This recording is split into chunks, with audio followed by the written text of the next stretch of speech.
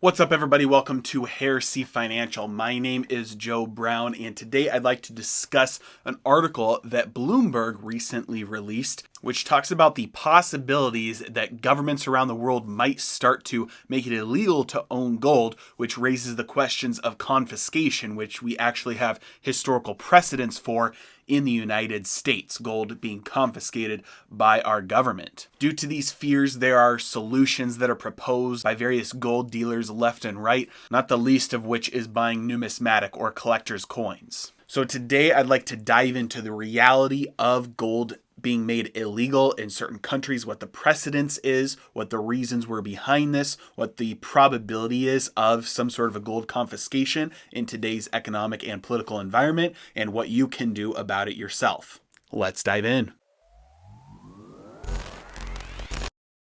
Back before 1933, gold was actually money. Now, in circulation, people used bank notes, which were redeemable for gold. And so when you loaned money to somebody in all debt contracts, there was a clause listed that said, if I want, I can collect this debt from you in gold rather than in gold certificates or rather than in banknotes. The reason for this was to prevent the lenders from getting taken advantage of due to inflation. And this link prevented what happens today, where if I loan somebody money through putting my money in a savings account or buying a bond, I'm not going to be subject to receiving back money that's worth less in terms of its purchasing power than the dollars that I loaned originally. Now, in 1933, our country was in the midst of a Great Depression, and the Federal Reserve had a requirement to hold 40% reserves on their Federal Reserve notes in gold. Now, the people in charge at that time, just like the people who have been in charge since,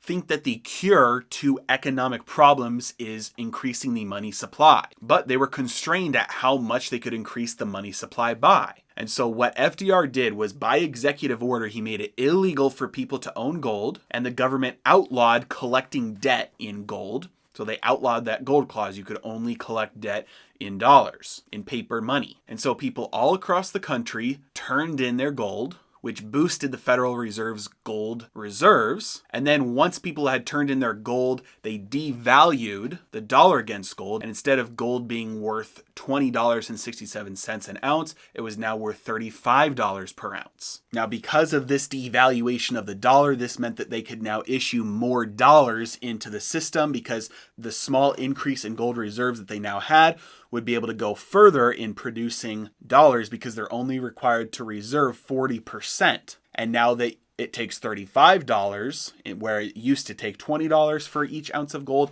they could just produce more dollars to push those into the economy and still hold that 40% reserve requirement. Now, for anybody who did not obey the law and turn in their gold, they couldn't very easily then go to the Federal Reserve after that devaluation had taken place and take advantage of the price increase in their gold. It was illegal for them to own gold. So fast forward to today, a lot of people who have started getting into the gold community, started looking at buying gold, have started to realize, hey, if things get bad enough, if economic conditions worsen and inflation starts to take off, it's possible that the governments might outlaw gold again and come knocking on, go door to door, start confiscating gold, impose heavy fines or penalties for owning or storing gold yourself. And so a lot of people are very concerned about this. One solution that is proposed by gold dealers is to buy numismatic coins. That just means numismatic means collector's coins. And the reason they say this is a solution is because in the original executive order, when gold was outlawed, it said gold bullion and gold certificates are outlawed. But if you have something that's like jewelry, or something that is extremely rare, just something of collector's value only, we're not confiscating that, you can keep that. And so gold dealers today will use that as precedence and say, hey, if the government decides to confiscate everybody's gold again, they're not going to confiscate the collector's coins, they're only going to confiscate things like your gold bars or your American Eagles.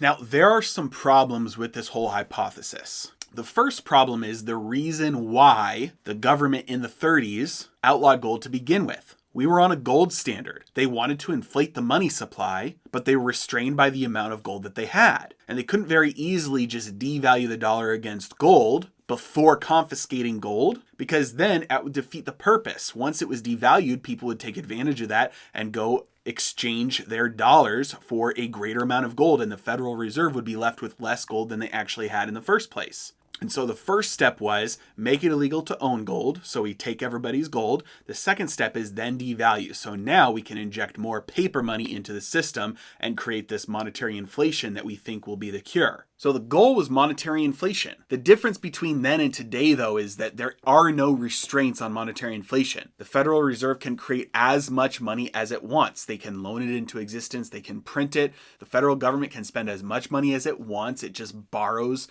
newly created dollars from the Federal Reserve by the issuance of treasuries at will. There are no limits. And the limits that do exist are pretty much just technical limits, and they're circumvented every time they're hit, like the debt ceiling.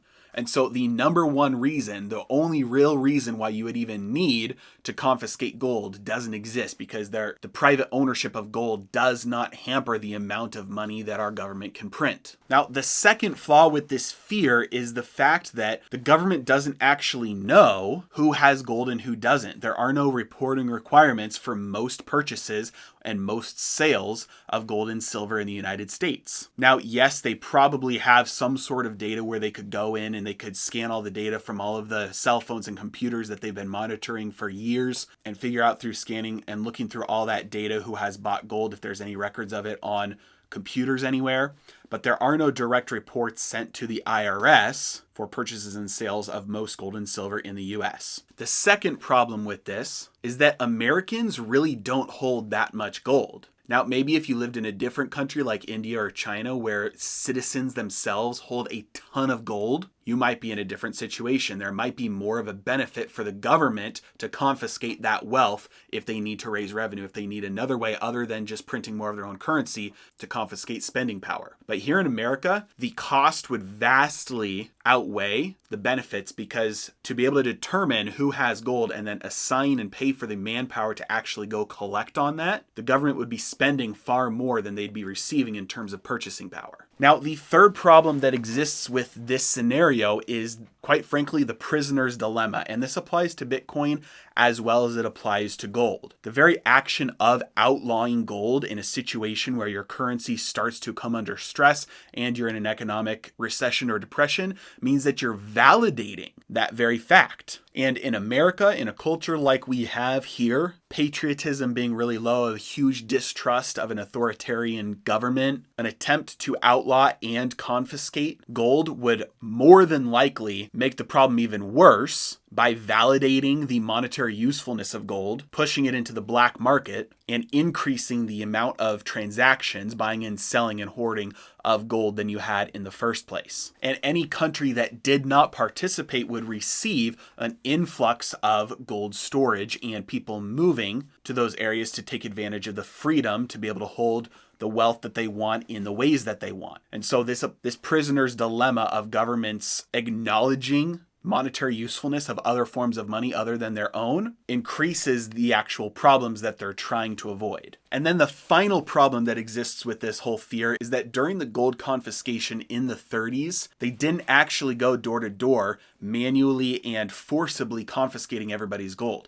It was set out as a law and they allowed people to voluntarily turn in their gold, but military or police or government workers never went door to door going and collecting and looking through safety deposit boxes and looking through safes and trying to catch people who didn't turn their gold in. Now, I get that there's a difference between making the ownership or the buying and selling of something illegal and confiscating it. Those are two different things. It is far more believable that they might try and outlaw gold or outlaw silver or even Bitcoin, not go through the costly process of confiscating it. But even with this, you still fall into the prisoner's dilemma where it actually validates the value, because people realize if you're trying to outlaw it to make me use your currency, because by me using gold, it undermines the value of the currency, well, that makes me want to use gold because I don't want to be stuck using something that's losing its value. So even just the prospect of, especially in America, the United States government outlawing gold is pretty low. The disadvantages that would come and the results that would be opposite to the ones that the government are trying to pursue would almost certainly be greater than the advantages that they would get by doing so.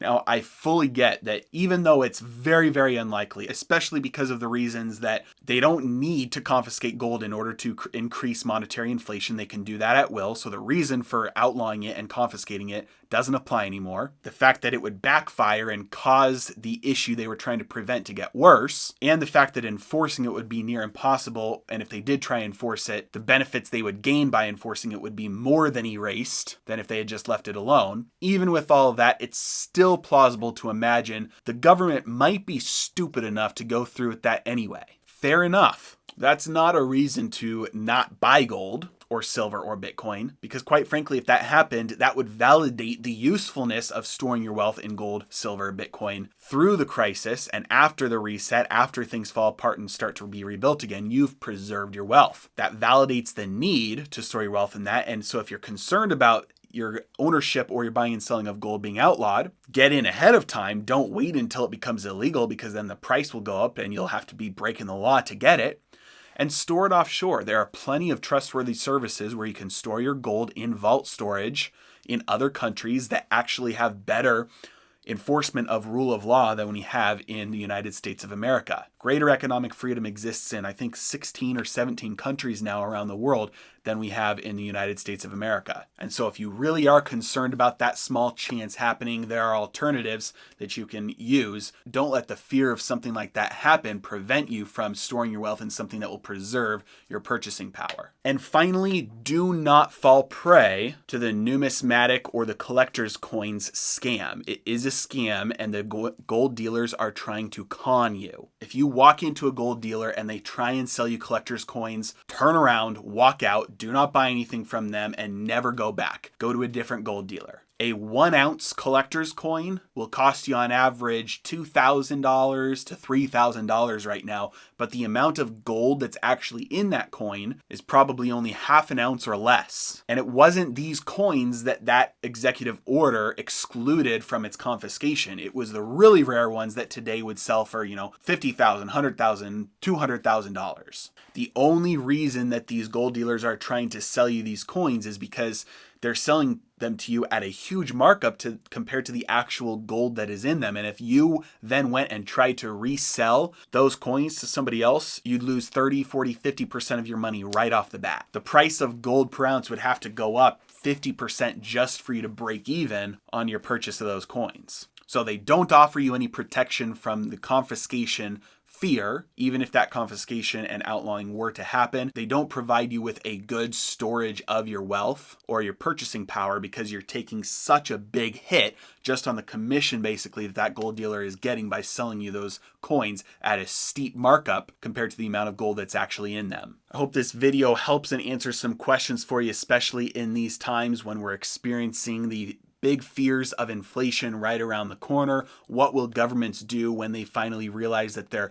printing and flooding the markets with cash is not working and it's making the problems worse? What are some ways that you can actually preserve your purchasing power and your wealth and avoid the problems of something that sounds pretty scary like a gold ban or a gold confiscation? So hope that answers some of your questions. If you do have any thoughts or comments, let me know in the comment section below. Really appreciate you guys. Have a great day.